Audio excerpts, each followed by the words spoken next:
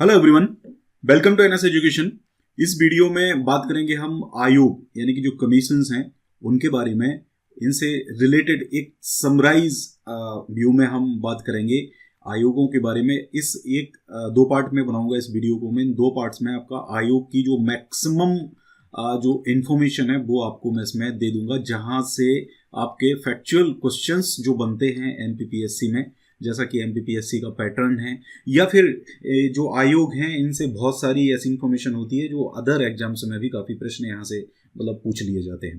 तो यहाँ पे हम बेसिकली जो बात करने वाले हैं वो आयोग और उनके जो वर्तमान चेयरमैन हैं या इनसे रिलेटेड जो आर्टिकल है उसके बारे में, ठीक है। और ये जितने भी चेयरमैन हैं या इनसे रिलेटेड जो इन्फॉर्मेशन है वो अपडेटेड इन्फॉर्मेशन जो है वो हम इसमें डिस्कस करेंगे। ये मार्च 2021 तक पूरा आपकी जो इन्फॉर्मेशन है ये अपडेटेड रहेगी। इसका जो पीडीएफ है वो अगर आप डाउनलोड करना चाहते हैं तो हमारा ऐप डाउनलोड करना होगा। उसके लिए आपको ऐप में जाके आप उसको डाउनलोड कर सकते हैं। साथ में हमारी एमपीपीएससी की टेस्ट सीरीज़ है, वो अगर आप लेना चाहें तो वो भी ले सकते हैं। ऐप में ही मिलेगी। बाइलिंगुअल टेस्ट सीरीज़ है, एक्सप्लेनेशन के साथ आपको ये मिलेगी। इसमें टोटल 53 टेस्ट जो हैं वो आपको मिलेंगे। साथ ही मध्य प्रदेश जीके और करंट अफेयर्स की भी टेस्ट सीरीज़ अवेलेबल है, हिंदी और इंग्लिश दोनों में। इसके अलावा ये कुछ ई बुक्स हैं, अगर ये आप लेना चाहें अपने प्रिपरेशन के लिए तो ये भी ले सकते हैं। करंट अफेयर्स भी अवेलेबल है, 6 मंथ का एक एडिशन है। इसके अलावा अगस्त तक अभी अवेलेबल है। जल्द ही आपको नेक्स्ट वीक तक बाकी 6 मंथ का जो करंट अफेयर है वो दे दिया जाएगा। ये कुछ और बायोलॉजी के नोट्स हैं जो आप फॉरेस्ट का जो एग्ज़ाम दे रहे हैं उसमें आपको काफ़ी काम आने वाली है। एनसीईआरटी की बायोलॉजी की ये समरी है, क्लास 11 और 12 की। 8, 9, 10 की ये एनसीईआरटी की समरी है। ये आपको साइंस की समरी है पूरी, ये आपको हर एग्ज़ाम में काम आएगी। स्टार्ट करते हैं। सबसे पहले देखिए, हम सबसे पहले तो एक चीज़ समझ लेते हैं कि जो हमारे आयोग हैं इनका क्या ये स्ट्रक्चर होता है। इस स्ट्रक्चर के बारे में थोड़ा सा हम जानने की कोशिश करते हैं। ये आपके कमीशंस या आयोग इनको कहा जाता है। आयोग प्रमुख रूप से देखिए 2 प्रकार के होते हैं। इनमें एक अगर हम बात करें तो एक आयोग होते हैं आपके जिनको हम कॉन्स्टिट्यूशनल बॉडीज कहते हैं, यानी कि संवैधानिक निकाय कहते हैं। दूसरे जो आयोग हैं उनको कहते हैं स्टैट्यूटरी बॉडीज, ठीक है, यानी कि सांविधिक, ठीक है। सांविधिक और संवैधानिक दोनों में बहुत ज़्यादा फर्क है, ठीक है। संवैधानिक यानी कि कॉन्स्टिट्यूशनल, कॉन्स्टिट्यूशन जो इंडियन कॉन्स्टिट्यूशन जो है उसमें इनके बारे में डिस्कस किया गया है। सांविधिक वो होते हैं जिनके बारे में किसी जैसे फॉर एग्जांपल आपकी संसद है या आपका राज्य की कोई विधानसभा विधानमंडल है, उनके द्वारा कोई विशेष प्रयोजन के लिए अधिनियम जो गठित है वो किया गया है। तो इस प्रकार के जो है वो सांविधिक कहलाते हैं। और जो संवैधानिक होते हैं यानी कॉन्स्टिट्यूशनल जो होते हैं, इनके बारे में कहीं ना कहीं कोई आर्टिकल अपने जो इंडियन कॉन्स्टिट्यूशन है उसके अंदर आपको देखने को मिलेगा।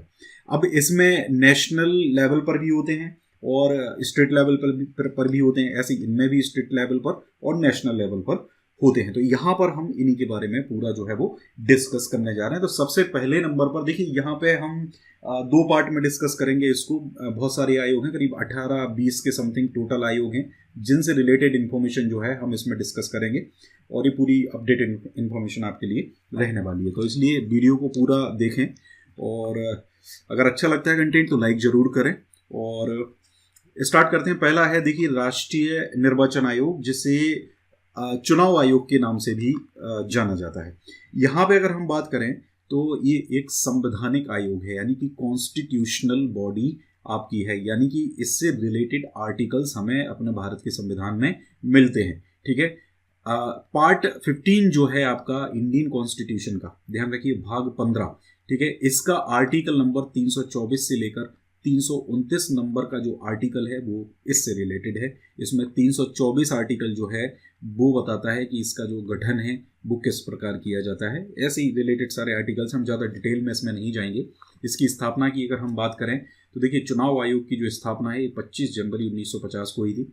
इसमें वर्तमान में जो मुख्य चुनाव आयुक्त हैं, यहाँ पर देखिए मुख्य चुनाव आयुक्त होते हैं और उप चुनाव आयुक्त या चुनाव आयुक्त होते हैं, ठीक है। तो मुख्य चुनाव आयुक्त अभी वर्तमान में अगर बात करें तो सुनील अरोड़ा हैं, ठीक है। और इसके साथ साथ चुनाव आयुक्त की अगर बात करें तो उमेश सिन्हा और राजीव कुमार, ये 2 लोग जो हैं वो अभी फिलहाल उप चुनाव आयुक्त इसमें हैं।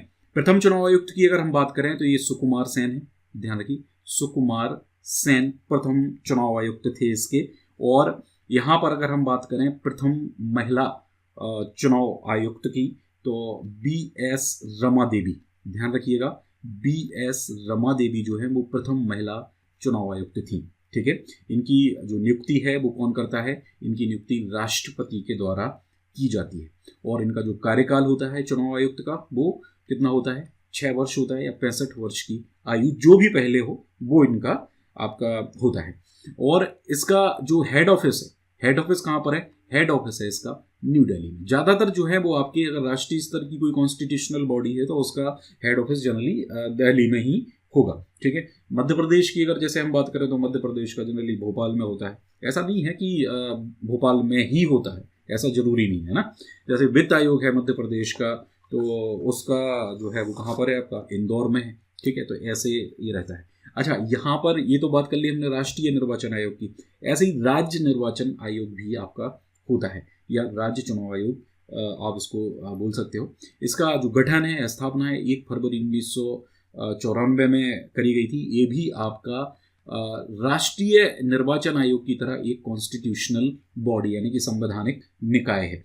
यहाँ पे अगर हम बात करें तो वर्तमान में जो इसके अध्यक्ष हैं वो हैं बसंत प्रताप सिंह, ध्यान रखिएगा बसंत प्रताप सिंह हैं। और प्रथम अध्यक्ष की अगर बात करें इसके, तो प्रथम अध्यक्ष थे NB लोहानी। ठीक है, इनका जो कार्यकाल है वो 6 वर्ष या 65 वर्ष की आयु होता है। और राज्यपाल के द्वारा जिस प्रकार वहाँ पर राष्ट्रीय निर्वाचन आयोग की नियुक्ति, आयुक्त की नियुक्ति जो है वो राष्ट्रपति के द्वारा की जाती है, ऐसे यहाँ पर जो वर्तमान राज्य की आयुक्त जो हैं बसंत प्रताप सिंह, इनकी नियुक्ति राज्यपाल के द्वारा करी गई है। ठीक है, यानी कि यहाँ पर जो आयुक्त होते हैं, राज्य स्तर पर जो आयुक्त होते हैं, उनकी नियुक्ति राज्यपाल के द्वारा करी जाती है। हेड ऑफिस इसका भोपाल के अंदर है। इसकी एक टैगलाइन भी है, वो भी आप याद रख लीजिएगा।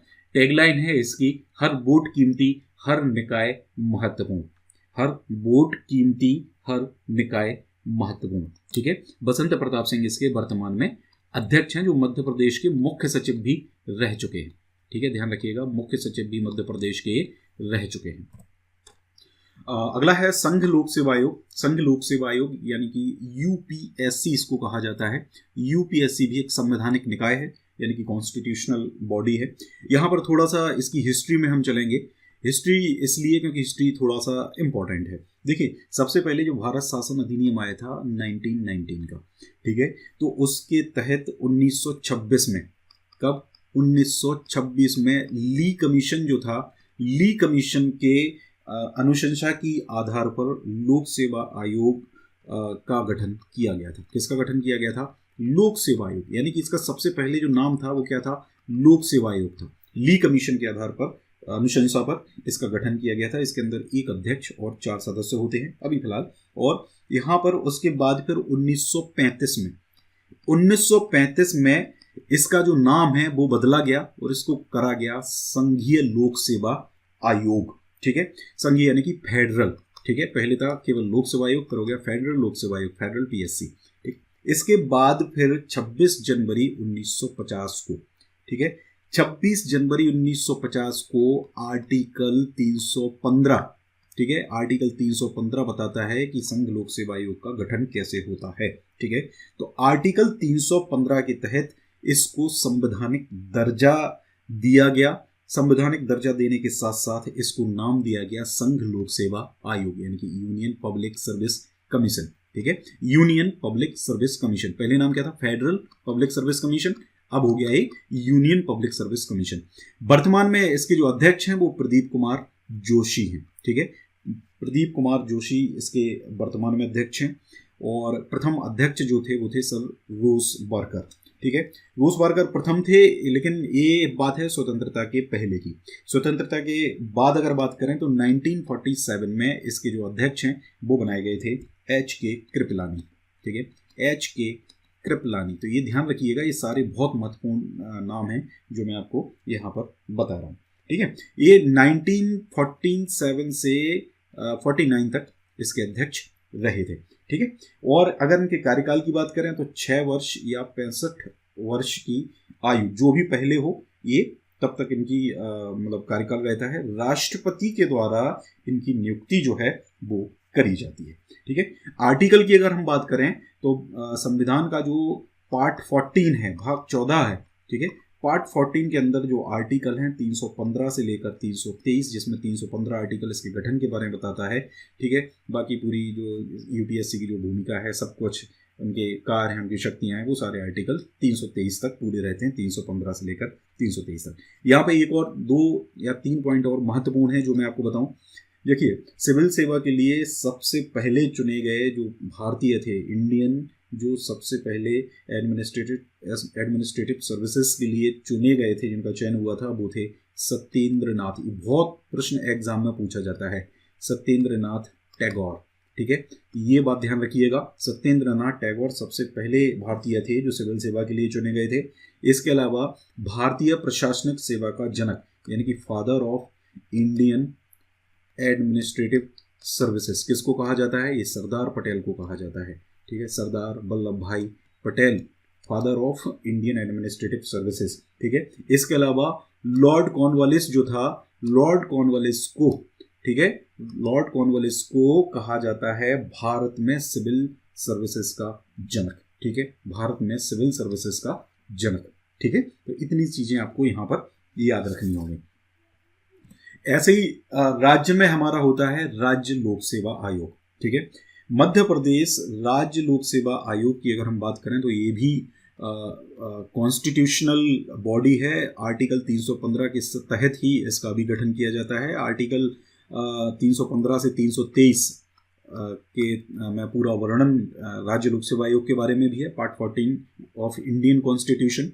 यहाँ पे सबसे पहले अगर हम बात करें तो 1935 में, इन 1935 सबसे पहले राज्य स्तर पर लोक सेवा आयोग के गठन का प्रावधान किया गया था, ठीक है। राज्य स्तर पर सबसे पहले लोक सेवा आयोग के गठन का प्रावधान किया गया था। उसके बाद 1 नवंबर 1956 को, ध्यान रखिएगा, 1 नवंबर 1956 को जिस दिन मध्य प्रदेश का गठन हुआ, उस दिन राज्य लोक सेवा आयोग का भी गठन किया गया था। हालांकि एक डेट और अन्य बुक्स में मिलती है जिसमें 27 अक्टूबर 1956 है, तो आप ये डेट्स दोनों ध्यान रखिएगा, उसी प्रकार से आपको इसका आंसर करना पड़ेगा। ये अलग अलग किताबों में, इंटरनेट पे भी अलग अलग इन्फॉर्मेशन है। वर्तमान में अगर बात करें तो राजेश लाल मेहरा जो हैं वो इसके वर्तमान अध्यक्ष हैं, राजेश लाल मेहरा, और ये कार्यवाहक अध्यक्ष हैं, एक्चुअल में कार्यवाहक अध्यक्ष हैं। और इससे पहले भास्कर चौबे जो हैं वो इसके अध्यक्ष थे, ठीक है। इनका कार्यकाल पूरा हो गया था तो किसको बनाया गया? राजेश लाल मेहरा को बनाया गया। पहले अध्यक्ष थे इसके डीवी रेगे, ठीक है। और कार्यकाल की अगर यहाँ पे बात करें तो इनका जो कार्यकाल होता है 6 वर्ष, ठीक है, और 62 वर्ष की आयु। यानी अगर हम बात करें राष्ट्रीय लोक सेवा आयोग, संघ लोक सेवा आयोग की, तो वहाँ पर 65 होती है, यहाँ पर ये आयु 62 होती है, ठीक है। और इनकी जो नियुक्ति है वो किसके द्वारा करी जाती है? इनकी नियुक्ति करी जाती है राज्यपाल के द्वारा, ठीक है। ये चीज आपको यहाँ पर याद रखनी होगी। आगे अगर हम बात करें तो अगला जो है नियंत्रक एवं महालेखा परीक्षक। तो नियंत्रक और महालेखा परीक्षक की बात करें तो इनको controller and auditor general of India कहा जाता है। कैग, CAG, कैग इनको कहा जाता है, ठीक है। कैग की अगर हम बात करें तो थोड़ा सा इसके बारे में मैं आपको बता देता हूँ। सबसे पहले महालेखाकार कार्यालय स्थापित किया गया था 1858 में, ठीक है। महालेखा कार्यालय जो है सबसे पहले 1858 में स्थापित किया गया। इसके बाद 1866 में, ठीक है, 1866 में इसका नाम बदला गया, तो नाम बदल के कर दिया गया नियंत्रक एवं महालेखा परीक्षक, ठीक है, नियंत्रक एवं महालेखा परीक्षक। इसके बाद 1884 में इसका नाम बन गया भारत का नियंत्रक और महालेखा परीक्षक, यानी कि कैग ऑफ इंडिया, ठीक है। कब बना? 1884 में, यानी कि वर्तमान स्वरूप कब मिला इसको? 1884 में मिला, ठीक है। और इसके बाद स्वतंत्रता के बाद, ठीक है, स्वतंत्रता के बाद आर्टिकल 148 आर्टिकल के थ्रू इसको एक भारत के जो राष्ट्रपति हैं उनके द्वारा एक मतलब भारत में एक कैग को नियुक्त किए जाने का प्रावधान किया गया 148 के थ्रू, ठीक है। 148 से लेके 151 तक के जो आर्टिकल्स हैं वो आपके कैग से रिलेटेड हैं। ध्यान रखिएगा, 148 से 151 तक के जो आर्टिकल हैं वो आपके कैग ऑफ इंडिया से रिलेटेड हैं। ठीक है। इसके बाद एक और आपको डेट यहां पर याद रखनी होगी, 1958 में, ठीक है, 1958 में जम्मू और कश्मीर जो था उसको कैग के क्षेत्राधिकार में शामिल करा गया। ठीक है, तो ये चीज भी आपको याद रखनी है। आगे यहां पर बात करें तो देखिए, वर्तमान जो अध्यक्ष हैं इसके वो हैं गिरीश चंद्र मुर्मू, और प्रथम अध्यक्ष थे वी नरहरि राव, और इनका जो कार्यकाल होता है वो 6 वर्ष या 65 वर्ष की आयु जो भी पहले हो वो होती है। ठीक है, तो ये मतलब काफ़ी इम्पोर्टेंट जो चीज़ है वो आपकी होगी। और इनकी जो नियुक्ति है वो कौन करता है? इनकी नियुक्ति की जाती है राष्ट्रपति के द्वारा। ठीक है, अब जैसा कि आपका यहाँ पर कैग होता है वैसे ही कुछ मिलता जुलता मध्य प्रदेश या राज्य स्तर पर महालेखाकार होता है। जैसे मध्य प्रदेश में महालेखाकार का जो मतलब ऑफिस का जो गठन है वो किया गया था 1985 में। इसका जो मेन ऑफिस है वो है आपका ग्वालियर के अंदर, ठीक है, जिसको एजी ऑफिस के नाम से जाना जाता है, ऑडिटर जनरल ऑफिस। ठीक है, और रविंद्र पत्तार फिलहाल एजी मतलब जो ऑडिटर जनरल अभी फिलहाल है, और कार्यालय ग्वालियर हो गया, और इसका एक उप कार्यालय भी है जो भोपाल में स्थापित किया गया है। ठीक है, आगे हम बात करेंगे नीति आयोग की। तो नीति आयोग जो है इसको बोलते हैं NITI, यानी कि national institution for transforming India. ठीक है, national institution for transforming India, इसकी स्थापना 1 जनवरी 2015 को करी गई थी। जो आपका प्लानिंग कमीशन जो था, ठीक है, योजना आयोग जो था, प्लानिंग कमीशन, इसकी जगह पर, ठीक है, इसकी जगह पर इसकी नियुक्ति करी गई थी, यानी कि 2014 दिसंबर तक योजना आयोग को खत्म कर दिया गया था और 1 जनवरी 2015 को नीति आयोग का गठन किया गया था। ये आपका गैर संवैधानिक निकाय, यानी कि कॉन्स्टिट्यूशन में इसके बारे में कुछ भी नहीं मिलता है, या फिर कोई संशोधन इसमें ऐसा कॉन्स्टिट्यूशन में इसके लिए नहीं किया गया है। ठीक है, और यहाँ पे अगर बात करें तो इसके जो अध्यक्ष हैं वो प्रधानमंत्री होते हैं, और प्रथम उपाध्यक्ष जो हैं इसके अंदर वो अरविंद पानगड़िया थे। उपाध्यक्ष की जो नियुक्ति है वो प्रधानमंत्री के द्वारा की जाती है, यानी नीति आयोग के अध्यक्ष के द्वारा करी जाती है, और इनको कैबिनेट मिनिस्टर का, यूनियन कैबिनेट मिनिस्टर का दर्जा दिया जाता है। वर्तमान उपाध्यक्ष जो हैं वो राजीव कुमार हैं। इसके अलावा इसमें CEO भी होते हैं। प्रथम CEO जो हैं वो सिंधु श्री खुल्लर थे। ठीक है, और करंट में जो CEO हैं वो हैं आपके अमिताभ कांत। ठीक है, तो नीति आयोग से संबंधित ये इतनी जानकारी आपके पास होना बहुत जरूरी है। ठीक है, आगे अगर हम बात करें, अभी जो पूर्णकालिक सदस्य भी इसके अंदर होते हैं कुछ, जिनमें जैसे आपके एक VK पॉल हैं जो इसके पूर्णकालिक सदस्य हैं, VK सारस्वत हैं जो पूर्णकालिक सदस्य हैं। इसके अलावा प्रोफेसर रमेश चंद्रा भी इसके पूर्णकालिक सदस्य हैं। ठीक है, तो ये भी आप ध्यान रखिएगा। अब थोड़ी सी बात कर लेते हैं योजना आयोग की। हालांकि इससे काफ़ी प्रश्न पूछे जा रहे हैं, जरूर इसको हटा दिया गया है। 15 मार्च 1950 को इसका गठन किया गया था। ठीक है, और वर्तमान में अध्यक्ष तो कोई है ही नहीं क्योंकि ये खत्म ही हो चुका है। पहले जो इसके अध्यक्ष थे वो थे पहले उपाध्यक्ष जो थे वो थे गुलजारी लाल नंदा, और आखिरी जो उपाध्यक्ष हैं वो थे मोंटेक सिंह अहलूवालिया। ठीक है, ये इतनी जानकारी आपको इसकी होना बहुत जरूरी है। आगे जैसा आपका योजना आयोग है ऐसे ही राज्य योजना आयोग भी होता है। मध्य प्रदेश का जो राज्य योजना आयोग है उसकी स्थापना 24 अक्टूबर 1972 को करी गई थी। मध्य प्रदेश योजना मंडल, ठीक है, के नाम से इसकी स्थापना करी गई थी, और 21 सितंबर 2007 को, ठीक है, 21 सितंबर 2007 को इसको नाम बदल के मध्य प्रदेश योजना आयोग या राज्य योजना आयोग कर दिया गया था। मध्य प्रदेश राज्य योजना आयोग। इसके जो अध्यक्ष हैं वो मुख्यमंत्री होते हैं, और प्रथम अध्यक्ष जब इसका गठन हुआ था 1972 में तो प्रकाश चंद्र सेठी थे। ये प्रश्न एग्जाम में पूछे गए हैं, ये ध्यान रखिएगा आप। वर्तमान में इसके जो उपाध्यक्ष हैं वो हैं चेतन कश्यप। ठीक है, चेतन कश्यप इसके उपाध्यक्ष हैं।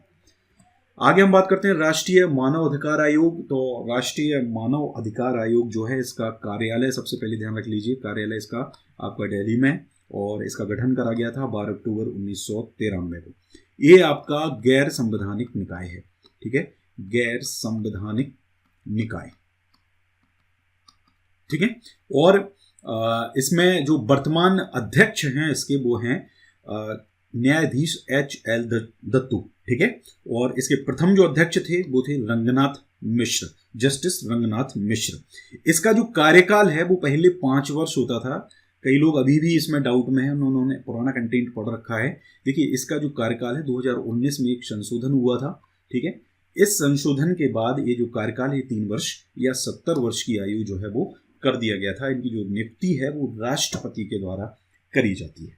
ठीक है। और यहाँ पर राष्ट्रपति के द्वारा नियुक्ति जरूर करी जाती है, लेकिन एक मतलब जो राष्ट्रपति जो नियुक्ति करते हैं वो एक समिति की सिफारिश पर करते हैं। ठीक है। और वो जो समिति है, ठीक है, ये ध्यान रखिएगा, उस समिति में एक प्रधानमंत्री की अध्यक्षता वाली समिति होती है। मतलब इसमें प्रधानमंत्री जो हैं वो अध्यक्ष होते हैं। इसके अलावा लोकसभा के जो स्पीकर हैं वो इसके अंदर होते हैं।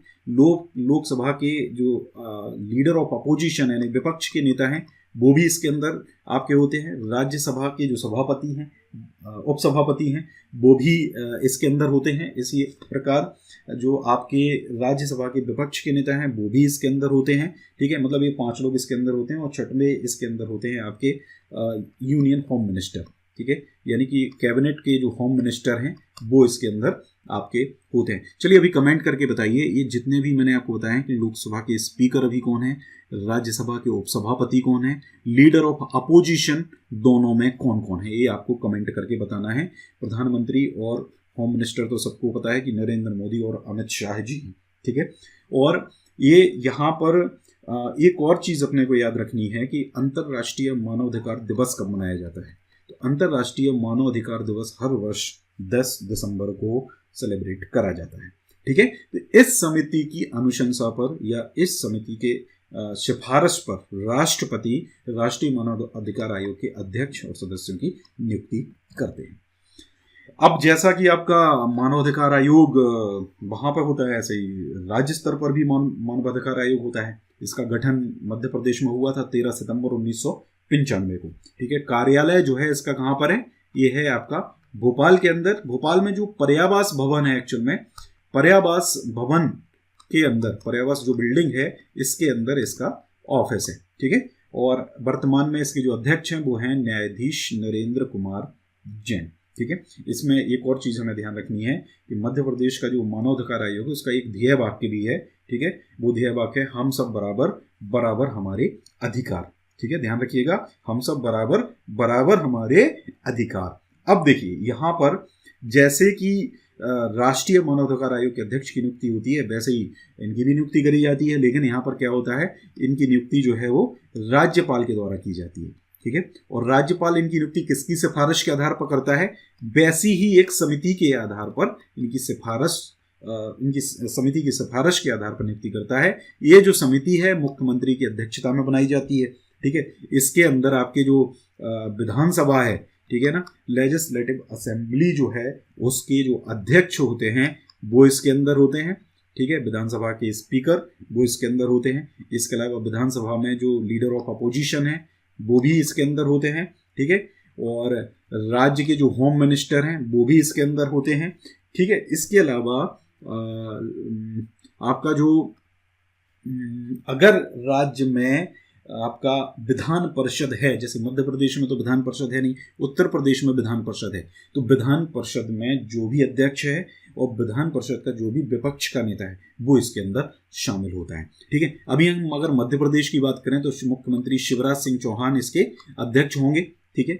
और लोकसभा स्पीकर कौन बनाए गए हैं, ये रिसेंट में भी बनाए गए हैं, गिरीश गौतम।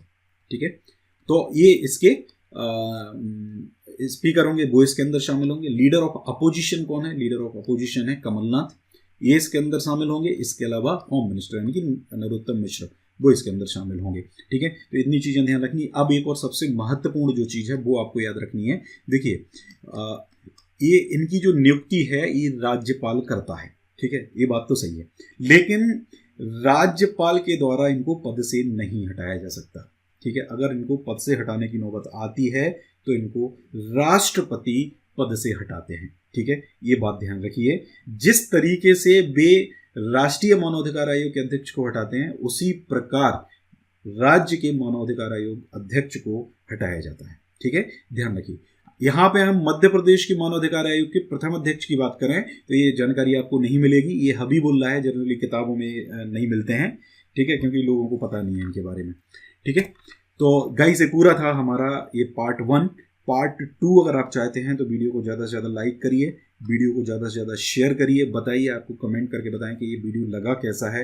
और अगर आप आयोग डिटेल में पढ़ना चाहते हैं, एक एक आयोग करीब 15-20 वीडियो बनेंगे इसके, अगर आप डिटेल में पढ़ना चाहते हैं तो मैं आपको पूरा डिटेल में भी पढ़ा दूंगा, लेकिन मुझे बहुत सारे कमेंट्स और बहुत सारे लाइक्स इस वीडियो पे चाहिए। Thank you very much.